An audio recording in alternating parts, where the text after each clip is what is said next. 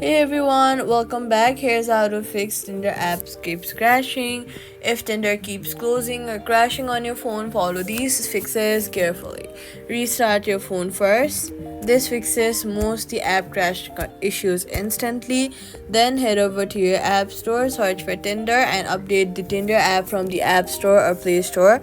Crashes often happen after partial updates. Then head over to your settings, go to General, and then iPhone storage and check your phone storage. Low storage can force apps to crash. On Android, clear Tinder cache from app settings. On iPhone, long press on the Tinder app icon, then delete the app. After that, head over to your app store, search for Tinder, and reinstall the app. Then make sure your phone system software is updated as well. Old system versions can cause compatibility issues. After reinstalling, log in again and test the app for stability, and that's it. Subscribe for more quick fixes.